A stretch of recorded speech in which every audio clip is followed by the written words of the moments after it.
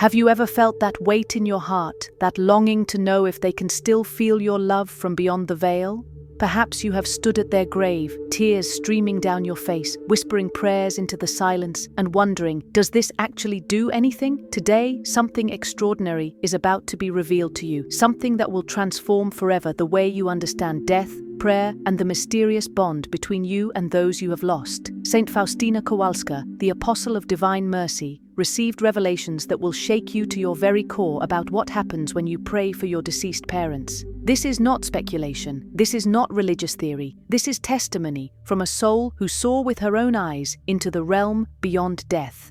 Right now, in this very moment, souls are waiting. Your parents might be among them, longing for your prayers like someone dying of thirst longs for water. Close your eyes for just 1 second and imagine this scene. Your mother, your father, standing in a place of purification, feeling the weight of every imperfection, every wound, every moment they fell short of God's infinite love. And then, suddenly, like light breaking through darkness, your prayer reaches them. Can you feel what that means? Saint Faustina described in her diary, paragraph 20, how she was led by her guardian angel to a place filled with fire and fog, where she saw a multitude of suffering souls. These souls prayed with great fervor, but with no effect for themselves. Only we, the living, can help them. Your prayers are not symbolic gestures. They are lifelines thrown across eternity. Before we go deeper, subscribe to this channel now so you never miss the teachings and counsel of Saint Faustina. The truth you are about to discover will change not only how you pray, but how you live every single day. What exactly happens in the invisible realm when you kneel down and say a prayer for your deceased parents? The moment your words leave your lips, something profound occurs in the spiritual dimension. Saint Faustina wrote extensively in her diary about the power of intercession for the dead. She witnessed how the souls in purgatory respond to our prayers, how they are consoled, how their purification is accelerated, how the flames that cleanse them become bearable through the relief our prayers provide.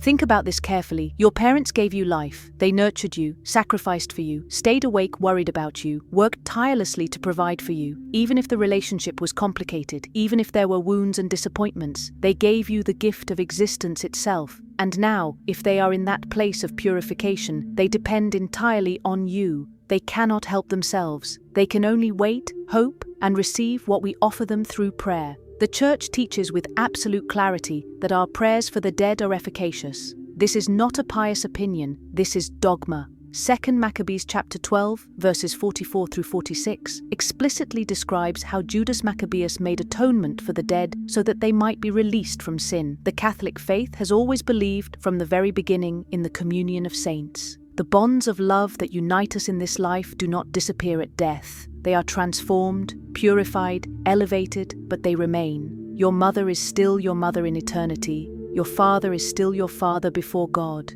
And the love you have for them can still reach them, can still comfort them, can still assist them on their journey toward the face of God. When you pray the rosary for your deceased parents, when you offer a mass for their souls, when you say the chaplet of divine mercy in their intention, you are participating in the very work of Christ's redemption. You are applying the infinite merits of his passion to the souls you love. Saint Faustina saw visions that revealed the urgency of praying for souls in purgatory. In diary paragraph 1738, she cried out to Jesus, asking him to let the torrent of blood and water that flowed from his heart extinguish the flames of purgatory, so that even there the power of his mercy might be glorified. Can you imagine the depth of love behind those words? She understood something that many of us forget in the rush of daily life. The souls of our loved ones are not just memories. They are not just photographs in albums. They are living persons, stripped of their bodies, but fully conscious, fully themselves, experiencing the consequences of their earthly lives and desperately needing our help. Your prayer for them is not a favor. It is a sacred duty. It is an act of justice and an act of love. The fourth commandment, honor your father and your mother, does not end when they draw their last breath. It continues in your intercession for them. But what if your relationship with your parents was difficult? What if there were betrayals, abandonments, harsh words that were never taken back? What if you carry wounds that still bleed when you remember them? Here is where the mystery of divine mercy becomes even more beautiful. When you pray for parents who hurt you, something miraculous happens in two directions. First, if they are in purgatory, your prayers help purify not only their general sinfulness, but specifically those sins that wounded you. God uses your intercession to heal in them what was broken. And second, in you, the Holy Spirit works reconciliation. As you persevere in prayer for them, you will discover that your own heart is being healed. The resentment softens, the anger transforms into understanding, the bitterness gives way to gratitude for whatever good they did give you, however imperfectly. Many people have testified that through praying for difficult parents, they finally received the grace to truly forgive, to see them as God sees them, wounded children of God who did their best with the brokenness they carried. Let us speak now about something extraordinarily powerful, the Holy Mass. Saint Faustina understood that the Eucharistic sacrifice is the greatest help we can offer to the souls in purgatory. In diary paragraph 1226, Jesus promised that those souls who worship His mercy and spread it with great confidence will not die in any way. His mercy will embrace them at the hour of death, and He will be for them Savior, not judge. When you request a Mass to be offered for your deceased parents, you place their names in the heart of Christ's one eternal sacrifice, made present on the altar. Participate in that Mass with recollection. Receive Holy Communion for them. Offer your thanksgiving afterward. Even when words fail you, the altar speaks. Many children have experienced over time peace and interior reconciliation by persevering in these Masses. God not only takes care of their eternal destiny, but also heals your memory and the unresolved emotional issues in your heart. The Church, faithful to the power of the keys, grants indulgences applicable to the dead. An indulgence is the remission before God of the temporal punishment due to sins already forgiven as far as guilt is concerned. The faithful, properly disposed and under certain conditions, can gain indulgences for themselves or apply them to the dead. A plenary indulgence, under the usual conditions of sacramental confession, Eucharistic communion, prayer for the Pope's intentions, and complete detachment from sin, can be applied to one of your parents. You can gain this indulgence by visiting a cemetery and praying for the dead, by devoutly reading sacred scripture for at least half an hour, by participating in the Stations of the Cross, by praying the Rosary in a church or with family, by adoring the Blessed Sacrament for at least half an hour. These are not complicated practices. They are simple acts of love that the Church has clothed with extraordinary spiritual power through her authority. Take advantage of them. Your parents need them. There is a practice that Saint Faustina received directly from Jesus that is particularly powerful for helping souls, including your deceased parents. It is the Chaplet of Divine Mercy. In diary paragraph 476, Jesus said to her that any soul that says this chaplet will obtain great mercy at the hour of death, but He also encouraged the faithful to say it for the dying and for those already dead. The chaplet is prayed on ordinary rosary beads. You begin with the Our Father, the Hail Mary, and the Apostles' Creed. Then, on the large beads, you say, Eternal Father, I offer you the body and blood, soul and divinity of your dearly beloved Son, our Lord Jesus Christ, in atonement for our sins and those of the whole world. On the small beads, you say, For the sake of His sorrowful passion, have mercy on us and on the whole world. At the end, you repeat 3 times, Holy God, Holy Mighty One, Holy Immortal One, have mercy on us and on the whole world. When you pray this for your parents, you are not just asking for mercy. You are offering to the Father the infinite price of redemption paid by His Son. Nothing is more powerful. Saint Faustina also teaches us about the hour of mercy. In diary paragraph 1572, Jesus said to her, At 3 o'clock, immerse yourself in my mercy, adoring and glorifying it. Invoke its omnipotence for the whole world, and especially for poor sinners, because at that moment mercy was opened wide for every soul. At 3 in the afternoon, the hour when Jesus died on the cross, stop whatever you are doing if possible, even for just 1 minute, and pray for your deceased parents. Say this brief prayer, Jesus, I trust in you. For the sake of your sorrowful passion, have mercy on the soul of my mother, have mercy on the soul of my father. That 1 minute, prayed with faith at the hour of mercy, has power beyond anything you can imagine. Try it. Do it consistently for 1 month, every day at 3 in the afternoon, and watch what happens in your own heart. You will feel a peace, a closeness to them, a certainty that they are being helped. If you feel that this message from Saint Faustina has revealed something that will change your life forever, if you recognize that these teachings arrived exactly when your heart needed this truth, Write in the comments, "I help my loved ones," and subscribe to the channel, activating the notification bell so you never miss any content. Your testimony can be exactly what another family needs to find hope. Share this truth. Let others know that love does not end at the cemetery gates, that prayer truly reaches beyond the veil, that divine mercy embraces even those who have left this world. Do not keep this light to yourself. Every teaching like this one can be the key to helping a soul that is waiting for your intercession.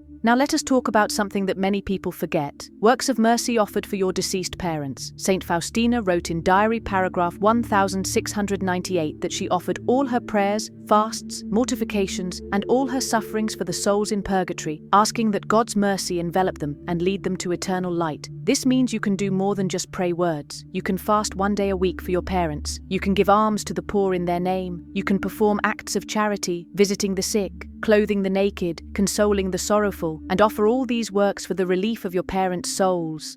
Jesus told Saint Faustina in diary paragraph 1588 that he did not want to punish suffering humanity, but to heal it, to embrace it to his merciful heart. When you practice mercy toward others in memory of your parents, you are drawing down that same mercy upon them. Do you see the beautiful circle? Love generating love, mercy generating mercy, charity here on earth producing relief in purgatory. This is the communion of saints in action. There is also the practice of visiting the cemetery. Do not let the grave be a place of despair. Transform it into a place of prayer. Bring a candle, light it and let it burn as a symbol of your prayer ascending to God. Recite Psalm 130. Out of the depths I cry to you, O Lord. Lord, hear my voice. Say a decade of the rosary there. Place flowers, yes, but more importantly, place prayers. Saint Faustina saw in her visions that the souls are deeply consoled when their loved ones visit their graves and pray. They feel remembered, they feel loved, and that feeling itself is a relief to them in their purification. But do not stop there. When you leave the cemetery, continue to carry them in your heart every single day. Make their memory a living intercession, not a dead nostalgia. Speak their names before God each morning. Include them in your daily prayers. Let your entire life become a prayer for them. The Blessed Virgin Mary plays a crucial role in helping souls in purgatory. Saint Faustina recorded in diary paragraph 518 that she once saw purgatory and beheld the Mother of God visiting the souls there. The souls called her Star of the Sea, and she brought them relief.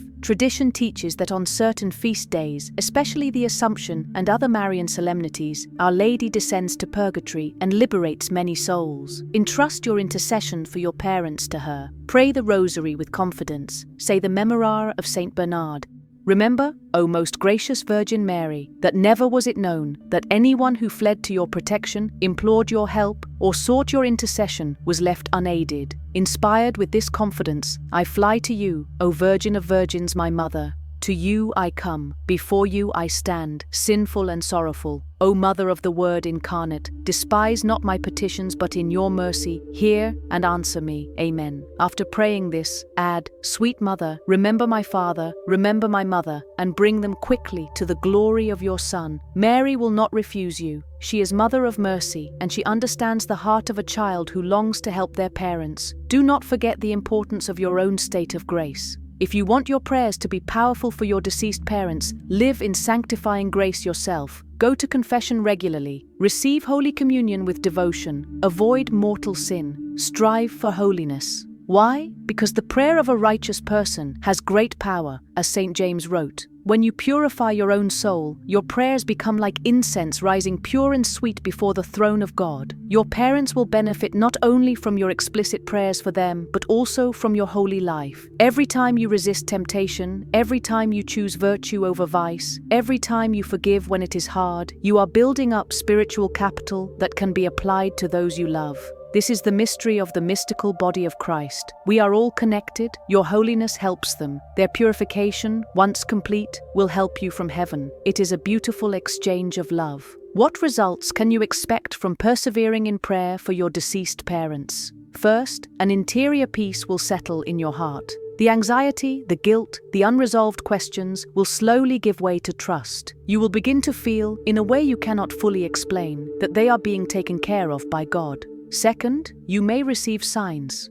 Not always, and you should never demand them, but many people report dreams where their deceased parents appear at peace, thanking them. Others feel sudden consolations during prayer. Others experience coincidences that seem to carry a message. God can communicate in many ways, but even if you receive no sensible sign, trust that your prayers are working. Faith does not depend on feelings. Third, you yourself will grow in holiness. Children who intercede for their parents become more patient, more generous, more attentive to sacramental life, more committed to concrete charity. The memory of your parents will inspire your choices to live the faith in your own family, to speak with tenderness, to forgive quickly, to teach your own children to pray for their grandparents. In this way, the communion of saints is not an abstract idea. It is a lifestyle in which the past is redeemed, the present is missionary, and the future opens in hope. Let us address a difficult question that many ask. What if my parent rejected God? What if they died without sacraments, perhaps even in a state of mortal sin? First, remember that you do not know the final state of anyone's soul. Only God knows. Many conversions happen at the last instant. Saint Faustina recorded in diary paragraph 1698 that she prayed especially for those who had no one to pray for them. Even if the worst were true, your prayers are never wasted. If a soul is definitively lost, which is a tragedy we must consider as real given human freedom, your prayers return to you and to other souls who can benefit from them. They become graces of conversion for the living, reparation for sin, spiritual strength for those still on the journey. God does not let love be wasted. Moreover, praying for a parent who may have died badly is itself an act of mercy that purifies your own heart. It keeps you from despair, from bitterness, from the arrogance of judging. It keeps you humble, aware of your own need for mercy, and it unites you to Christ, who prayed